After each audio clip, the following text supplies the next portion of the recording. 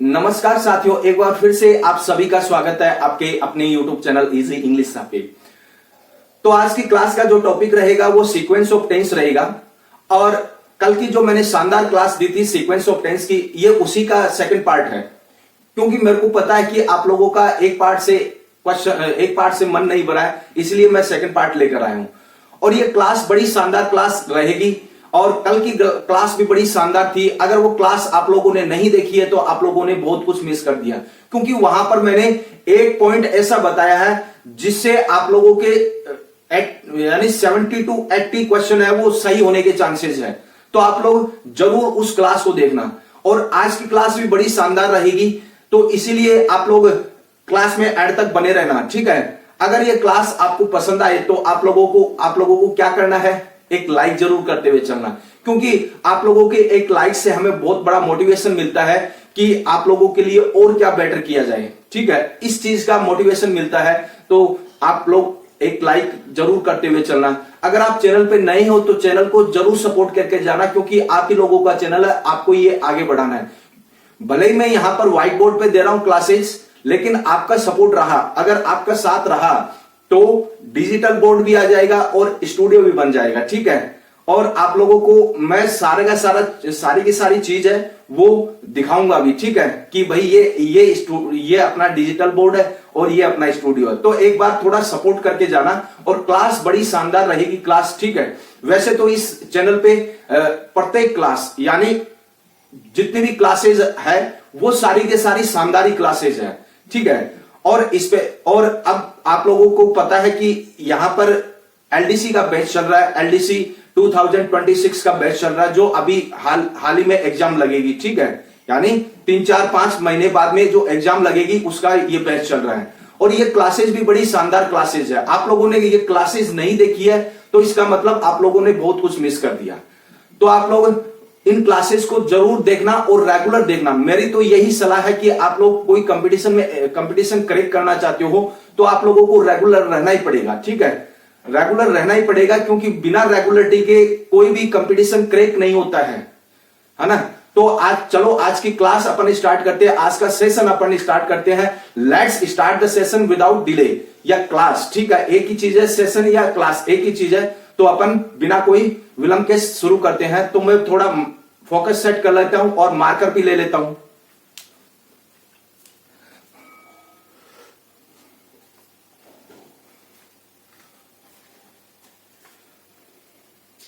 Okay, अब देखना ये इसका उसका यानी कल वाली क्लास का ये सेकंड पार्ट है, ठीक है।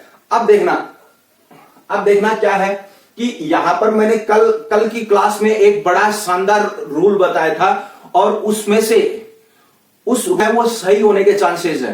अगर वो क्लास नहीं देखी है तो आप लोगों ने बहुत कुछ मिस कर दिया, तो वो क्लास जरूर देखना, ठीक है। और जैसा कि आप लोगों को पता है कि क्लास की स्टार्टिंग में और क्लास के एंडिंग में यहीं पे बातचीत की जाती है। बीच में पढ़ाते वक्त बातचीत करना वर्जित है भाई, ठीक है ना। तो बातचीत नहीं की जाती है पढ़ाते वक्त, केवल फोकस किया जाता है किस पे, स्टडी पे फोकस किया जाता है। तो जो कंटेंट में प्रोवाइड करवा रहा हूं, जो मैं मैटर प्रोवाइड करवा रहा हूं, उस पे फोकस किया जाता है, ठीक है। तो जरा फोकस करके जरा अपने ध्यान को लगा के आप लोग क्लास को पूरा एंड तक देखना, ठीक है। बीच में स्किप करके मत जाना, ठीक। अब देखना,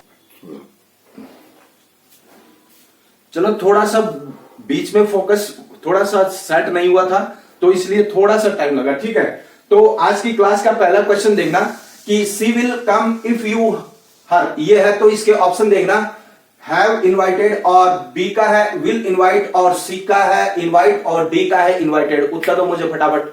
इसका उत्तर कौन सा रहेगा? इसका उत्तर ये रहेगा। कौन सा? ये रहेगा। अब देखना कैसे रहेगा, देखना कि देखो विल शैल, ठीक है। विल शैल है ना, प्लस वर्ब की फर्स्ट फॉर्म, ठीक है, प्लस कंजक्शन, कोई भी आ सकता भाई, कंजक्शन है ना, के बाद में क्या आएगा? First form. इसका मतलब प्रेजेंट सिंपल टेंस है ना। तो according to this rule, according to this structure, it is the right answer. ये है सी का राइट आंसर। ये ऑप्शन सारे के सारे कट जाएंगे। समझ में आ गई चीज? इस तरीके से एलिमिनेशन मेथड का यूज करना आप लोगों को। अब देखना दूसरा क्वेश्चन आप लोगों के सामने ये रहा, he said that he since morning, ये है तो ए का ऑप्शन देखना हैज प्लेइंग, और बी का है हैड बीन, सॉरी ए का ऑप्शन है हैज बीन प्लेइंग, और बी का है हैड बीन प्लेइंग, और सी का है इज प्लेइंग, और डी का है वाज प्लेइंग। उत्तर दो मुझे फटाफट। अब उत्तर कौन सा रहेगा? इसका उत्तर ये रहेगा हैड बीन प्लेइंग, ठीक है, ये रहेगा। अब कैसे रहेगा? यहां पर सिंस फॉर आया है, सिंस फॉर आया है, ठीक है। तो सिंस फॉर का मतलब या तो हैज हैव बीन लगेगा या फिर क्या लगेगा? हैड बीन लगेगा प्लस वर्ब में आईएनजी लगेगा, ठीक है। अब देखना यहां पर क्या दे रखा है? यहां पर सेड दे रखा है, इसका मतलब पास्ट टेंस दे रखा है, तो ये प्रेजेंट में है तो ये ऑप्शन कट गया। ये प्रेजेंट में तो ये ऑप्शन कट गया। ये पास्ट में है यानी पास्ट कंटिन्यूअस टेंस है तो ये आएगा नहीं, क्योंकि यहां पर सिंस फॉर के साथ में पास्ट कंटिन्यूअस टेंस होता नहीं है, तो ये ऑप्शन कट गया। तो इसका मतलब ये अपना राइट ऑप्शन है अकॉर्डिंग टू द रूल, ठीक है। अब देखना कैसे, अब देखना है ना, ये ऑप्शन है। तो इस तरीके से आप लोगों को रिजेक्शन मेथड का यूज करना है। तो एक सेकंड रुकना,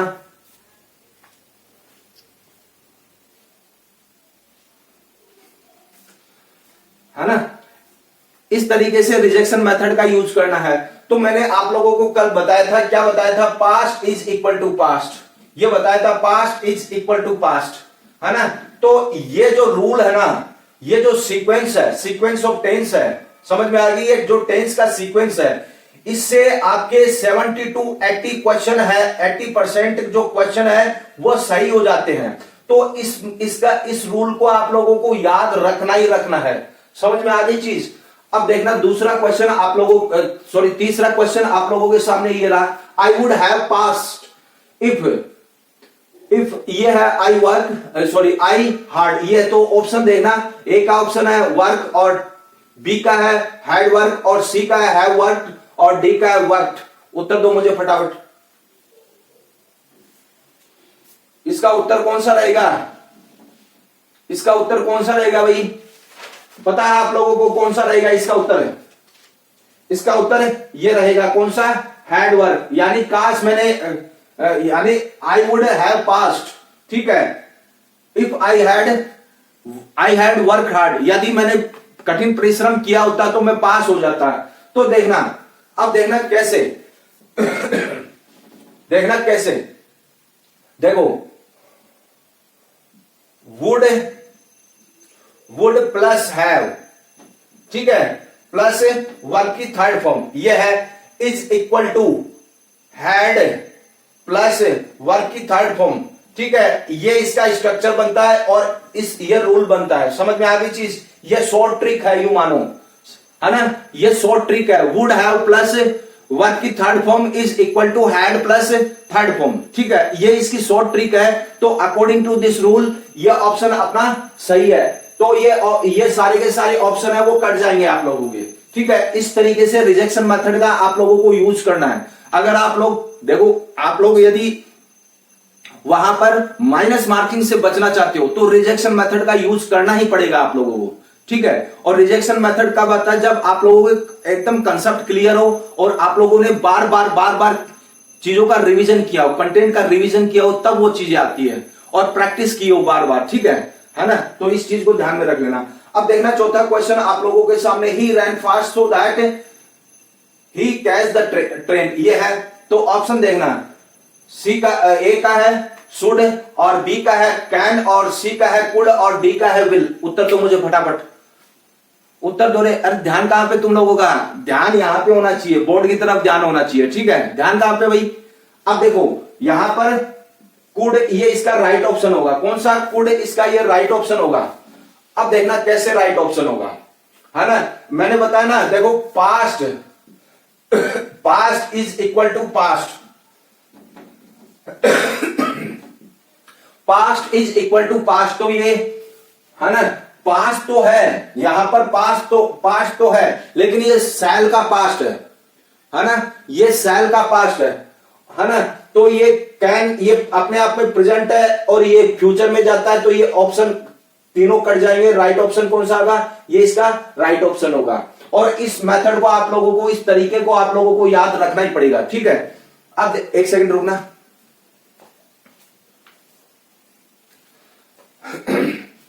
है ना। अब देखो 5 का क्वेश्चन आप लोगों के सामने ये रहा, when ever he bring gifts, ये है ही ब्रिंग्स गिफ्ट्स, ये है ना। तो ऑप्शन देखना, ये ए का है कैन, बी का है इज कमिंग, और सी का है विल कम, और डी का है कम्स। उत्तर दो मुझे फटाफट।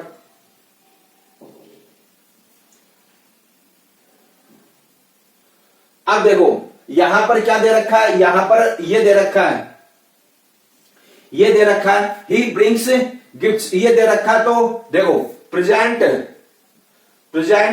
इज इक्वल टू प्रेजेंट, समझ में आ गई चीज, present is equal to present, तो ये क्या आएगा, कम्स आएगा। Whenever he comes here he brings the gifts, ये रहेगा। तो इस तरीके से आप लोगों को रिजेक्शन मेथड का यूज करना है, ये इसका डायरेक्ट आंसर होगा, ठीक है ना। आंसर इसका ये राइट ऑप्शन होगा, है ना। इस तरीके से आप लोगों को ध्यान में रखना है। तो एक बार स्क्रीनशॉट ले लो इसका, आगे और बताऊं मैं आप लोगों को।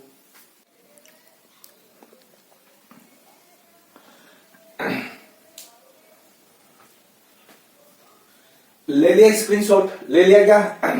अब देखो मुझे कमेंट बॉक्स में जाकर कमेंट करके जरूर बताना कि आपको आपका जो स्कोर है वो कितना हो रहा है। अगर आप लोगों का स्कोर 10 में से 8 या 9 क्वेश्चन सही हो रहे तो आप राइट डायरेक्शन में हो, ठीक है। अगर आपका स्कोर इससे बिलो जा रहा है, इसका मतलब आप लोगों को प्रैक्टिस करने की और ज्यादा जरूरत है, ठीक है ना। तो आप लोगों को कमेंट बॉक्स में जाकर कमेंट करके जरूर बताना। अब देखना छठा क्वेश्चन ये रहा, I did not know how old he, इसका ऑप्शन है ए का ऑप्शन है इज, और बी का है वॉच, और सी का है हैज बीन, और डी का है विल। उत्तर दो मुझे फटाफट, इसका उत्तर कौन सा रहेगा, इसका उत्तर ये रहेगा past is equal to past. बस इसको इस तरीके से समझना है, past is equal to past, समझ में आ गई चीज, है ना।